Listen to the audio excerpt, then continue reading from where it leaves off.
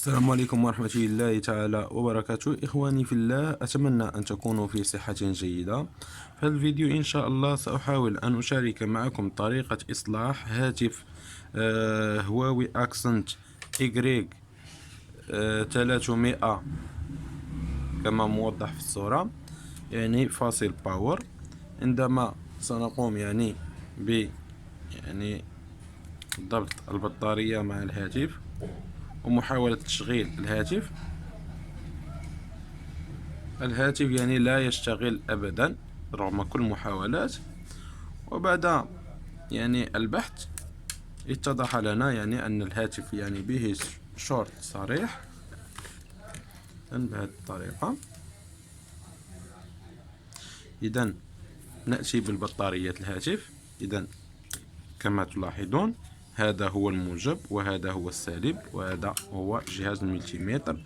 إذن بهذه الطريقة إذا قمنا بوضع في الحالة العادية، إذا قمنا بوضع أطراف الملتيمتر يجب أن يعطينا قيمة من 300 إلى حدود 800. هذه هي القيمة العادية. إذا لاحظوا معنا في هذه الحالة، إذا يعطينا صوت الجرس، وهذا يعني أن الهاتف به شورت صريح، أي أن المسار السالب والمسار الموجب أصبحا متصلين بشكل مباشر، مما أصبح كل المكونات بها شورت. إذا كما تلاحظون، إذا هذا أن أحد المكونات مساره الموجب أصبح متصل مع المسار السالب بسبب تفحم أو صعقة كهربائية أو أحد الأسباب التي جعلت المسارات لديه تصبح متصلة فيما بينها، مما أدى إلى حصول هذا العطل.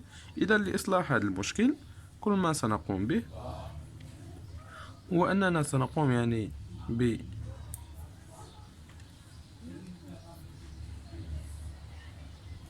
بأخذ بوردة الهاتف، وسنقوم بربطها مع جهاز الباور سبلاي، وسنرى النتيجة. إذن هذه هي بوردة الهاتف بهذا الشكل. إذن الآن سنقوم بتوصيلها مع جهاز الباور سبلاي. لاحظوا معي أحبابي في الله طريقة العمل. إذا نقوم بتشغيل جهاز الباور سبلاي، نقوم بأخذ البوردة بهذا الشكل. إذا هذا هو المسار الموجب وهذا هو المسار السالب. حتى نتأكد أن هل الهاتف فعلا به شورت أم لا. لاحظ معي على الباور سبلاي، لاحظتم تم سحب قيمة عالية من الأمبير، وكذلك هذا الليد الأخضر قام بالاشتعال، وهذا أن الجهاز به شورت. إذا الطريقة وهي أننا نقوم بالتحسس على البوردة، المكان الذي ترتفع درجة حرارته بشكل مفرط. إذا نحن لدينا في هذا المكان لدينا درجة حرارة مفرطة، خصوصا في هذا المكان هذا. إذا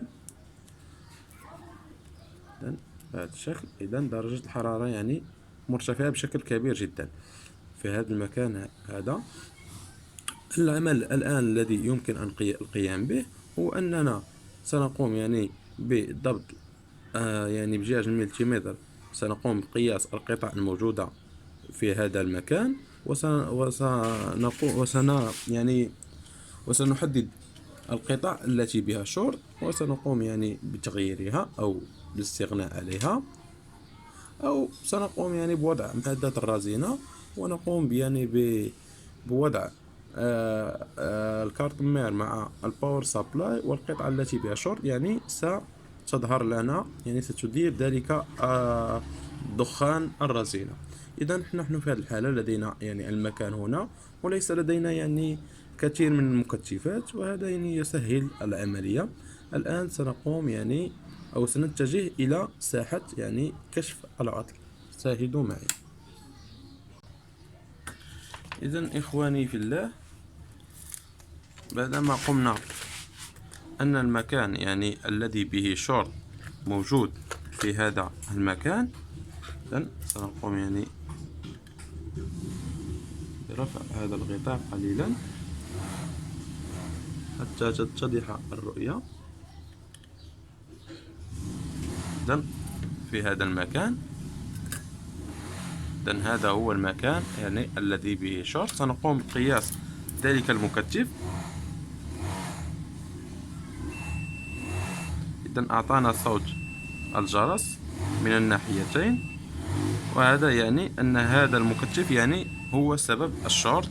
إذن لاحظ معي أحبابي، إذن هذا المكتف هو سبب الشورت. الآن يعني لرفع ذلك المكتف الذي به شورت سنقوم يعني بوضع قليل من الرزينة بهذا الشكل على المكتف، ثم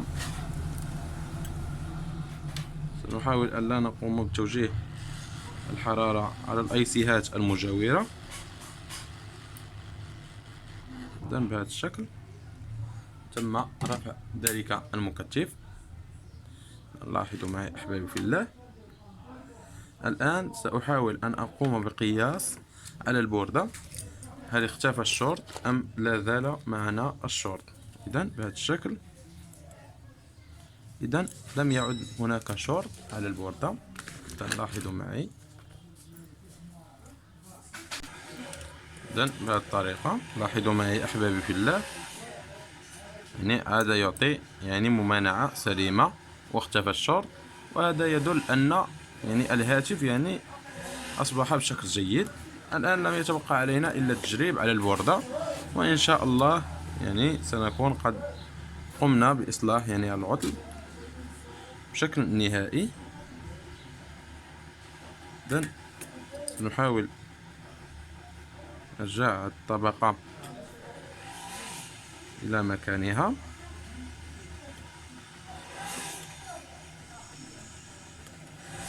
بهذا الشكل.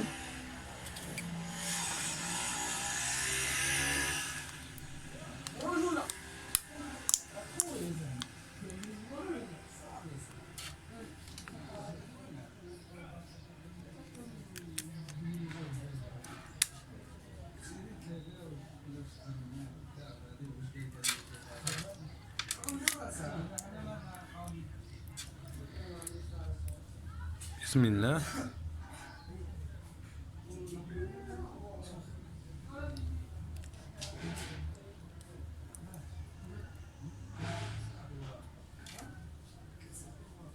لاحظوا معي أحبابي في الله، يعني الهاتف عاد للاشتغال من جديد، وهذا يدل على أننا يعني قمنا بإصلاح العطل بنجاح. أتمنى من الله أن تستفيدوا من هذا الشرح، ولقائي بكم إن شاء الله سيكون في فيديو قادم إن شاء الله. وإذا أعجبك هذا الشرح المتواضع أدعوك أخي إلى الانضمام إلى القناة من أجل الاستفادة يعني من كل الأعطال وكل المعلومات التي أقدم على هذه القناة المتواضعة. وإلى اللقاء إخواني في الله.